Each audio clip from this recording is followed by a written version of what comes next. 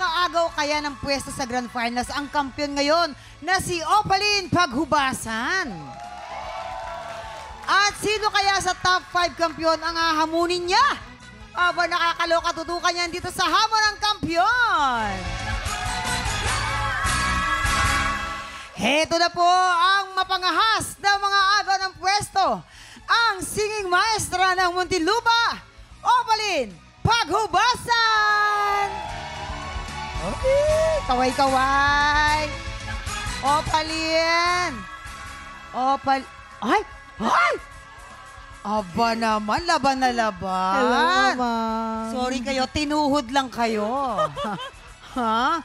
Tinuhod lang kayo ni Opaline. Kumusta at paano mo naman pinaghanda ng labang ito? Sobrang nagpahinga po ako at nagmasusing namili ng kanta para sa pangtapat sa ating mga grand finalists. Tama yan. Kasi alam mo, madalas na sinasabi ng mga inampalan, ang tamang pagpili ng kanta ay malaking factor talaga. Oo, pero bilang isang teacher, kapag napapanood ka ng mga estudyante mo dito sa tanghalan ng kampiyon, ano yung gusto mong matutunan nila?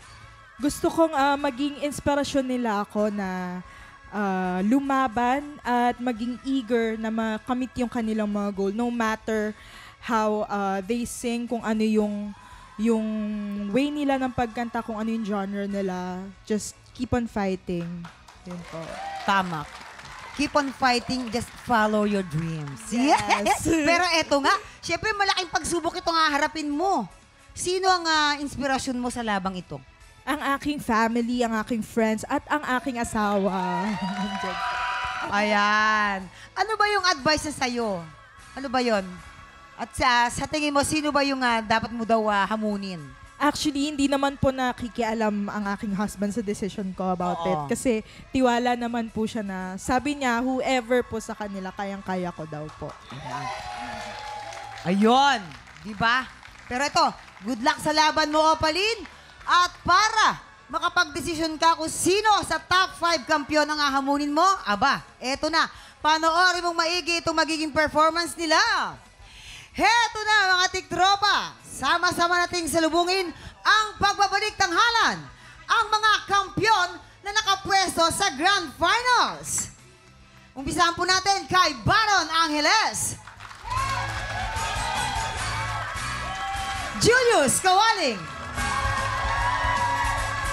Kimberly Baluzo,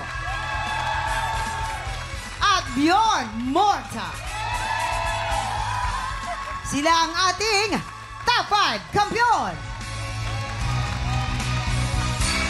Noong Biyernes, nasungkit ni Opaline Paghubasan ang kanyang ikapitong panalo. Pero para makuha ang kanyang ikawalong panalo, isang malaking pagsubok ang pagdadaanan ni Opaline. Mula sa top 5 kampiyon na sina Baron Angeles, Trish Bonilla, Julius Kawaling, Kimberly Baluso at Bjorn Morta, pipili si Opaline ng isang hahamunin. At silang dalawang maghaharap sa one-on-one bakbakan. Mula sa dalawa, ang inampala ng pipili kung sino ang karapat-dapat makapwesto sa Grand Finals. Magawa kaya ni Opaline na makaagaw ng pwesto? Sama-sama natin tutukan ang kanyang laban dito sa Hamon ng Kampiyon.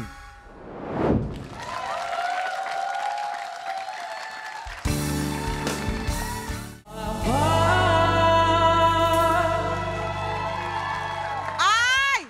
Mga tiktropa, ang ating top 5 kampiyon! Gagaling! Ay, nakakaloka mga tiktropa! Nako, eto na nga po, hindi po nakasama sa performance ng top 5 si Trish Bonilla. Kasalukuyan po siyang nagpapagaling po sa kanyang karamdaman. Get well soon, Trish! Get well soon. At bilang si Trish ang nanalo sa huling hamon ng kampiyon, kahit nandito rin siya, hindi din siya pwedeng hamunin ni Opaline. Kasi nga, lumaban na siya last time. Last time siya ang hinamon, oo. Kaya, eto na, mamimili lang si Opaline between Baron, Julius, Kimberly, at Bjorn kung sino ang hahamunin.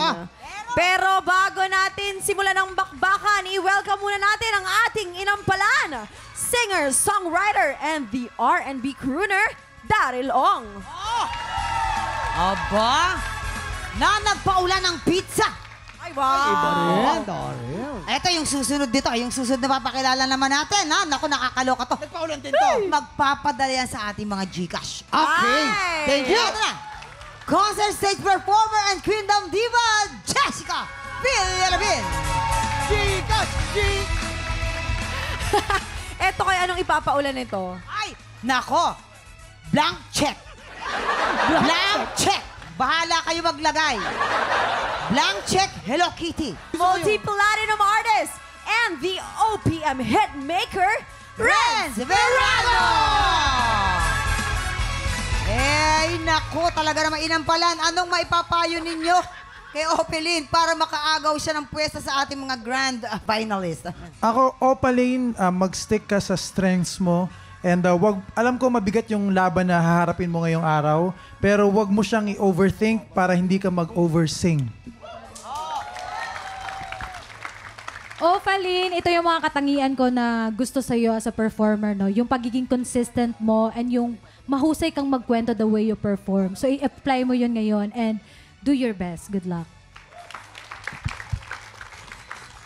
Gawin mo lahat yung ginawa mo dun sa panalo mo ng mga 7. Pero dagdagan mo ng angas. Oo, Angas. angasan. Angas. Maraming salamat sa ating mga inampalana. Opalyn, bago ka pumili ng hahamunin, pakinggan mo muna ang sasabihin ng ating top 5 kampiyon. Baron, bakit hindi ikaw ang dapat amunin ni Opalyn? Ang balita ko, mahilig ka sa spicy food eh. Kahit kasing anghang ka ng Bicol Express, balita ko rin Bicolana ka. Pakalamunin lang kita ng buong buo kasi mahilig ako sa spicy. Ay, ang tapang naman nun. Eh si Julius kaya? Napansin ko sa pangalawang pagkakataon, wala kang salamin. Baka gusto mong ibalik para maliwanagan ka kung ako pipiliin mo. Ay, naghahamon din. Si Kimberly, Kimberly. kaya anong sasabihin ni Kimberly? English yan.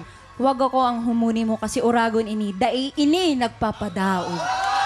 Ay, oragon. Grabe. And of course, Bjorn, Bjorn, what do you have to say? Say it in English. Come on, darling. Ate Opalyn, if you will choose me, I'll just show a good performance. Oh, eto na nga mukhang palaban talaga tong ating mga kampyon.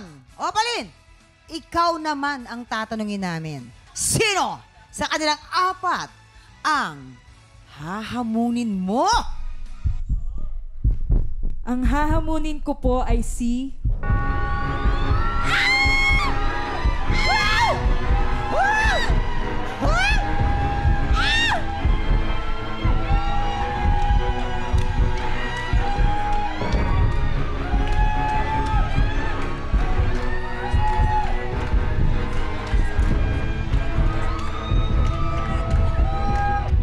Bakit ganun parang nanguhula? Oo nga eh. Lalim ng inisip. Ay, si Sir Renz. Ang desisyon po ni Opalyn, malalaman natin sa pagbabalik ng Hawa ng Kampyon. Dito lang sa TikTok Live!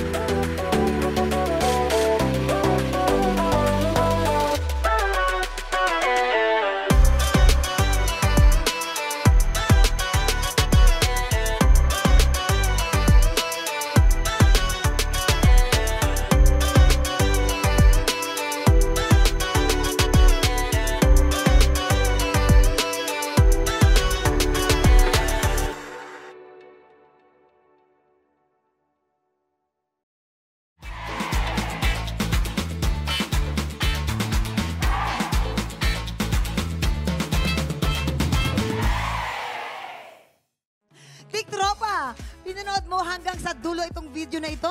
Abay, very good ka! For more happy time, watch more TikTok Lock videos on our official social media pages and subscribe to GMA Network official YouTube channel.